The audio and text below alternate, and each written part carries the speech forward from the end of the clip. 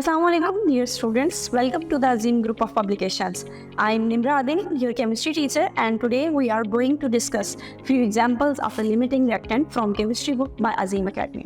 So आज की जो हमारी एग्जाम्पल है इसमें हमने अमोनिया के मोल्स को कैलकुलेट करना है, लेकिन अमोनिया के मोल्स को हम कैसे कैलकुलेट करेंगे इस चीज़ को हम देख लेते हैं, क्योंकि अमोनिया का कोई भी डाटा इस वक्त हमारे पास अवेलेबल नहीं है।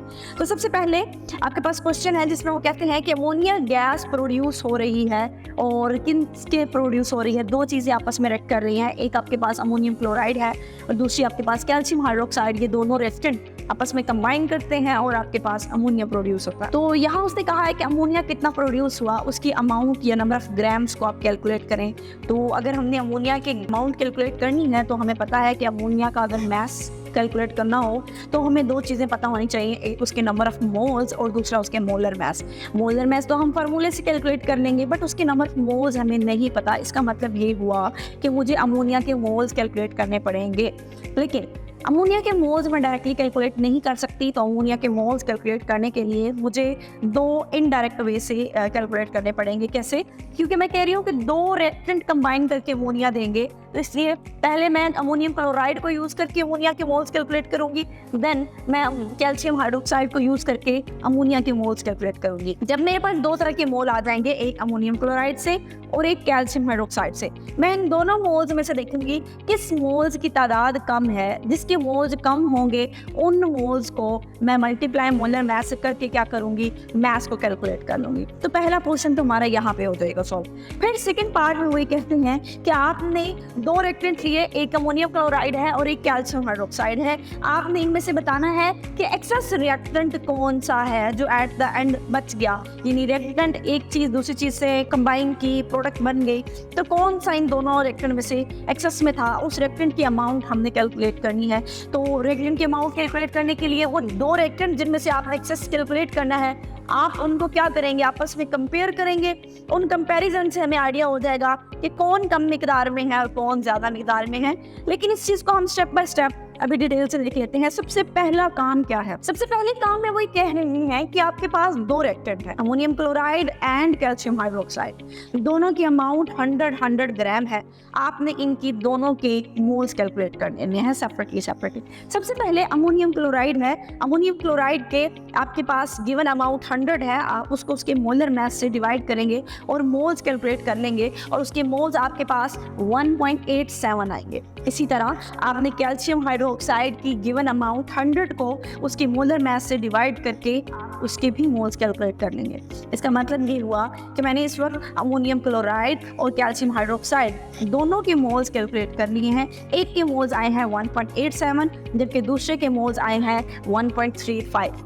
तो दोनों के मोल्स आ गए।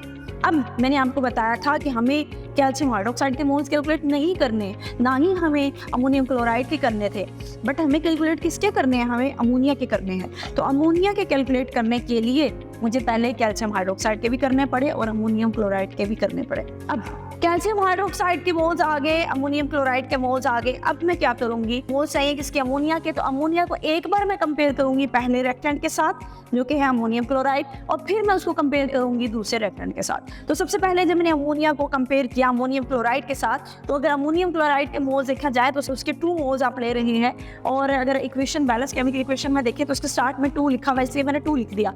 लेकिन अमोनिया के स्टार्ट में 1 था इसलिए मैंने 1 लिख दिया। अमोनियम क्लोराइड के भी 2 मोल्स थे और अमोनिया के भी 2 मोल्स से, तो दोनों साइड पर 2 अगर इनको सॉल्व करें तो 1:1 बनती है। इसका मतलब ये है कि जितने मोल्स अमोनियम क्लोराइड के होंगे उतने ही मोल्स आपके पास अमोनिया के भी होंगे। अगर अमोनियम क्लोराइड के मोल्स 1.87 हैं तो अमोनिया के मोल्स भी 1.87 ही होंगे।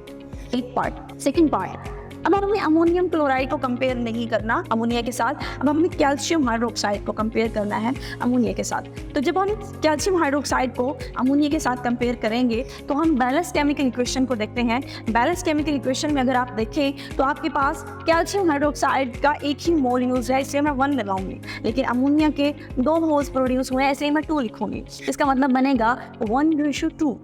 अब आप क्या करेंगे, अगर इसके मोल्स 1.35 हैं तो उसके मोल्स अगर कैलकुलेट करने हैं तो आप 1.35 को 2 से मल्टीप्लाई करेंगे जो कि वैल्यू बनेगी 2.70। आप किसके मोल्स कैलकुलेट कर लेंगे, आप अमोनिया के मोल्स कैलकुलेट कर लेंगे। इसका मतलब ये हुआ कि सबसे पहले मैंने अमोनियम क्लोराइड के मोल्स कैलकुलेट किए, फिर मैंने कैल्शियम हाइड्रोक्साइड के मोल्स कैलकुलेट किए, फिर मैंने क्या किया, अमोनिया को एक बार अमोनियम क्लोराइड से कंपेयर किया और फिर दूसरी बार मैंने अमोनिया को कैल्शियम हाइड्रोक्साइड के मोल्स के साथ कंपेयर किया। अब जब मैंने दोनों के मोल्स देखे, यानी अमोनिया मैंने दोनों रिएक्शन से सेपरेटली प्रिपेयर किया, तो मुझे ये पता चला कि अमोनियम क्लोराइड से जो मेरे पास प्रोड्यूस हो रही थी प्रोडक्ट, उसकी अमाउंट क्या थी, कम थी।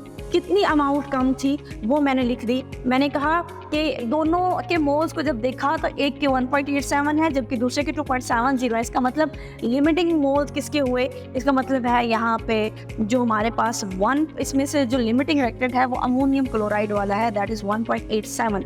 आप क्या करेंगे, अब मोल्स अमोनिया के निकल आए, आप उनमें से जो स्मॉल मोल होंगे 1.87, आप उसको मल्टीप्लाई करेंगे उसके मोलर मास से और मास को कैलकुलेट कर लेंगे। अब जब इनके मोलर मास को मास से कैलकुलेट किया, मोलर मास कितना है 1.87, नाइट्रोजन का 14 plus 3 hydrogen, that will be equal to 17। आप उन दोनों को मल्टीप्लाई करेंगे तो जो मास है अमोनिया का दैट इज 31.179 ग्राम, ये आप कैलकुलेट कर लेंगे। उसके बाद न्यूमेरिकल का इस एग्जाम्पल का सेकंड पार्ट है जिसमें वो ये कहते हैं कि दो रिएक्टेंट हैं, इन दोनों रिएक्टेंट में से आपने बताना है कि कौन सा रिएक्टेंट है जो इस वक्त एक्सेस अमाउंट में मौजूद है। तो इस चीज़ को चेक करने के लिए मैं दोनों रिएक्टेंट को लिखूंगी और उनको आपस में कंपेयर करूंगी, अमोनियम क्लोराइड को भी और कैल्शियम हाइड्रोक्साइड को भी। तो अगर अमोनियम क्लोराइड को देखा जाए तो इसके स्टार्ट में 2 है जबकि कैल्शियम हाइड्रोक्साइड के स्टार्ट में क्या है 1। तो अगर इनको मैं सॉल्व करूंगी तो स्टार्ट में 1/2 हो जाएगा।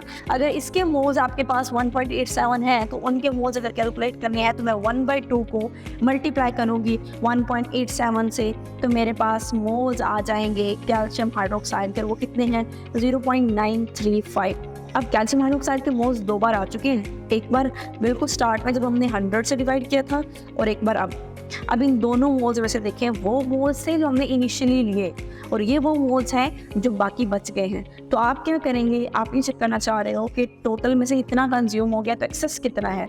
तो आप अगले पेज पे अगर जाएं तो अगले पेज पे नेक्स्ट हमारे पास क्या है, आपके पास टोटल अमाउंट जो इनिशियली आपने कैल्शियम हाइड्रोक्साइड के जो मोल्स लिए थे दैट वाज 1.35, ये इनिशियली आपने लिए, लेकिन उसके बाद कितने मोल्स कंज्यूम हो गए 0.935 मोल्स कंज्यूम हो गए। तो टोटल जो इनिशियली लिए उसमें से माइनस करेंगे जो कंज्यूम हो गया, तो बाकी जो बचेगा वो आपके पास क्या कहलाएगा, एक्सेस रिएक्टेंट के मोल्स कहलाएंगे। एक्सेस रिएक्टेंट के मोल्स को आप मोलर मास से मल्टीप्लाई करके उसके मास को कैलकुलेट कर लेंगे और यही हमारा लास्ट क्वेश्चन था। लास्ट पे जब नॉन रिएक्टिव कैल्शियम हाइड्रोक्साइड का मास कैलकुलेट किया, क्या कितना अभी भी बच गया हमारा, तो 30.71 ग्राम कैल्शियम हाइड्रोक्साइड अभी भी एक्सेस अमाउंट में हमारे पास मौजूद है। तो आई होप कि आप लोगों को लिमिटिंग रिएक्टेंट की एग्जांपल्स की समझ आ गई होगी। आज के लिए इतना ही, अल्लाह हाफिज़।